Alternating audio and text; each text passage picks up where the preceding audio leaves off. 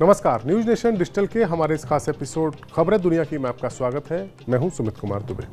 पिछले साल अक्टूबर में गाजा से इजराइल पर हमास ने जो हमले किए थे और जो हालात पैदा हुए थे, उसका तनाव अब तक मिडिल ईस्ट में जारी है। इजराइल ने उस हमले के जवाब में गाजा को तहस नहस कर दिया।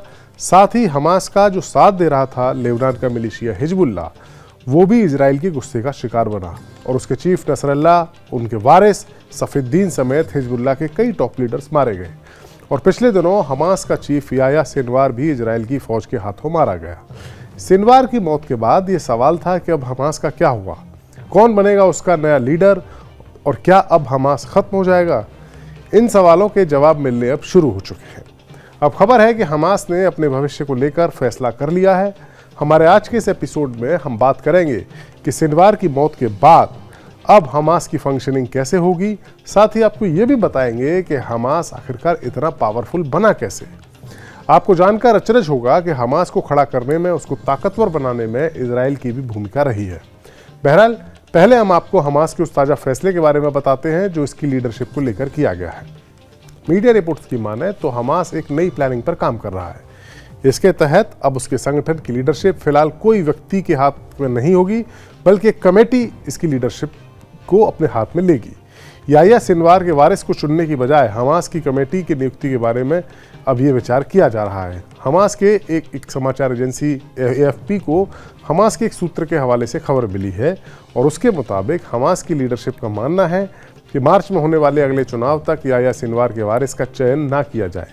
ये तभी संभव होगा जब हालात अनुकूल रहेंगे। इस सूत्र से मिली खबर के मुताबिक पिछले दिनों तेहरान में जो हमास के पॉलिटिकल हेड इस्माइल हानिया की मौत हुई थी, उसके बाद से जो 5 सदस्यीय कमेटी गठित की गई थी, वो अब गुट की कमान संभालेगी। कमेटी का गठन गाजा में सिनवार की मौत से पहले उसके साथ कम्युनिकेट करने में जो मुश्किलें हो रही थी, क्योंकि वो छुपा हुआ था और कम्युनिकेट नहीं हो पा रहा था, इसीलिए कमेटी का गठन किया गया था जो सिनवार के साथ संपर्क करती थी। सिनवार को 2017 में हमास की लीडरशिप सौंपी गई थी। कमेटी 2 फिलिस्तीनी इलाकों और समुदाय के प्रतिनिधि इसमें कमेटी में शामिल होंगे। इनमें गाजा से खलील अल हया और वेस्ट बैंक से ज़हीर ज़बरीन और विदेश में फिलिस्तीनियों की सो कॉल्ड आवाज़ कहे जाने वाले खालिद मशाल को भी इसमें शामिल किया गया है। इनमें हमास की शूरा सलाहकार परिषद के प्रमुख मोहम्मद दरविश और राजनीतिक ब्यूरो के सेक्रेटरी भी शामिल होंगे। सुरक्षा कारणों से, सिक्योरिटी रीजन से इनकी पहचान नहीं की जाहिर नहीं की गई है। कमेटी के जो सभी मौजूदा सदस्य हैं वो दोहा में रहते हैं। दोहा कतर की राजधानी है। साफ है, हमास का नेटवर्क इतना फैला हुआ है कि सिनवार की मौत या फिर गाजा में भारी तबाही के बावजूद समूल खात्मा इजराइल के लिए संभव प्रतीत नहीं हो रहा है। तो ऐसे में अब आपको हम ये बताते हैं कि हमास में आखिरकार इतना पावरफुल हमास कैसे बन गया। वो इजराइल जो अब हमास को ख़त्म करने के लिए एड़ी चोटी का जोर लगा रहा है, उसी ने इसकी ताकत बढ़ाने में काफ़ी बड़ी भूमिका अदा की थी। इजराइल की इस भूमिका के बारे में आपको हम अब अपने इस वीडियो में आगे बताते हैं। इजराइल के पैदा किए गए इस भस्मासुर यानी वो राक्षस जिसका हिंदू पौराणिक कथाओं में जिक्र है, उसे जिसने पैदा किया वो उसी जिसने आशीर्वाद दिया यानी भगवान शिव ने, उन्हीं के सिर पर हाथ रखकर उन्हें भस्म करने की कोशिश कर रहा था। यानी हमास की इस कुंडली को जानने के लिए हमें 50 साल से ज़्यादा पीछे जाना होगा। साल 1967 की बात है ये। 1967 में जब अरब इजराइल युद्ध हुआ था, उसके बाद गाजा पट्टी का इलाका इजराइल ने इजिप्ट से जीत लिया था। उस वक्त इजिप्ट में अब्दुल नासिर की सरकार थी और इस सरकार ने जो कट्टरपंथी मुस्लिम संगठन वहाँ पर था, मुस्लिम ब्रदरहुड, उसको अपने देश और गाजा में कंट्रोल किया हुआ था। लेकिन इजराइल ने अरब आबादी में फूट डालने के लिए मुस्लिम ब्रदरहुड की सोच को मदद देना शुरू कर दिया इजिप्ट के खिलाफ। इस संगठन का गाजा के इलाके में फिलिस्तीनी आबादी में कुछ हिस्सों में प्रभाव था और मौलवी शेख अहमद यासीन गाजा में कट्टरपंथी सोच का झंडा बरदार हुआ करता था। उस वक्त फिलिस्तीनी लिबरेशन ऑर्गेनाइजेशन यानी PLO के लीडर यासिर अराफात की पॉपुलैरिटी काफ़ी बढ़ रही थी। इजराइल PLO को आतंकी संगठन ही मानता था, लेकिन PLO मूल रूप से एक सेकुलर संगठन था। उसका फतेह पार्टी फिलिस्तीन की आज़ादी के लिए मांग को मजबूत कर रही थी। ये फतेह पार्टी PLO का ही हिस्सा थी। फिलिस्तीन की आवाम में यासिर अराफात के असर को कम करने के लिए इजराइल ने मौलवी यासीन को बढ़ाना शुरू कर दिया। मौलवी यासीन ने 1978 में अपनी संस्था मुजामा अल इस्लामिया का एक चैरिटी ऑर्गेनाइजेशन के तौर पर रजिस्ट्रेशन कराया और इजराइल ने तुरंत इसे मान्यता दे दी। यासून ने मोहम्मद यासीन ने गाज़ा में मदरसे, अस्पताल और लाइब्रेरी खोली और इसके लिए इजराइल ने उसे मदद मिली। मुजामा अल इस्लामिया के मदरसों में मुस्लिम ब्रदरहुड की कट्टरवादी सोच को बढ़ावा दिया जाने लगा।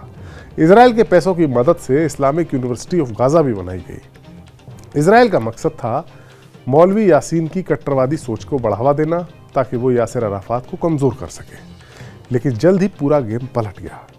दरअसल मौलवी यासीन की संस्था हथियार भी इकट्ठे करने लगी और 1984 में इजराइल ने उसे जेल में डाल दिया, लेकिन साल भर बाद ही उसे जेल से रिहा कर दिया।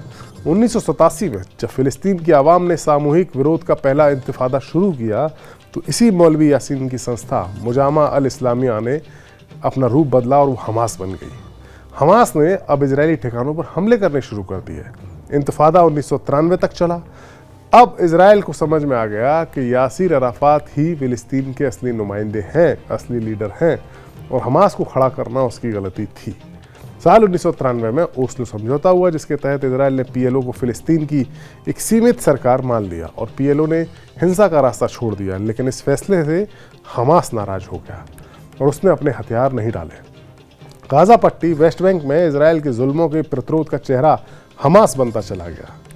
इस इलाके में रिपोर्टिंग कर चुके पत्रकार डेविड प्रेट ने अपनी किताब इंतिफादा फिलिस्तीन एंड इजराइल गाज़ा में लिखा है कि इजरायली सेना के अधिकारी रहे यित्ज़हाक सेगेव के हवाले से उन्होंने बताया है कि हमास के नेता शेख अहमद यासीन को संगठन की गतिविधियों के लिए इजरायली सरकार से आर्थिक मदद मिलती थी।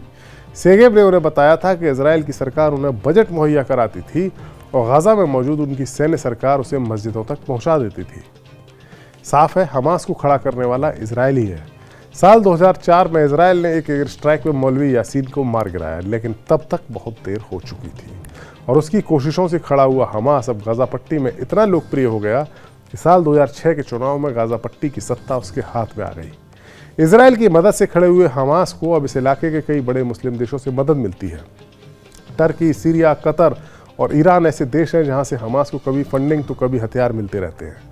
लेबनान में मौजूद हमास का ही जैसा एक और आतंकवादी संगठन जिसे इजराइल कहता है, जो मिलिशिया है हिजबुल्लाह, वो भी उसकी मदद करता है। जानकारी के मुताबिक हमास को ये मदद इजिप्ट के बॉर्डर के जरिए पहुंचाई जाती है। यही वजह है कि जब गाज़ा में युद्ध विराम की बात चलती है तो इजराइल इजिप्ट का बॉर्डर, जो राफा बॉर्डर है, वहाँ पर अपने फौजियों की तैनाती की शर्त लगा देता है, जो हमास को कबूल नहीं है। इस वीडियो से आपको इतना समझ में आ गया होगा कि हमास आज जितना पावरफुल है वो उतना पावरफुल क्यों है और क्यों इजराइल ने उसको पावरफुल बनाने में एक बड़ी भूमिका निभाई थी। हमारा वीडियो आपको कैसा लगा कमेंट सेक्शन में जाइए और अपनी राय हमें ज़रूर दीजिए। नमस्कार।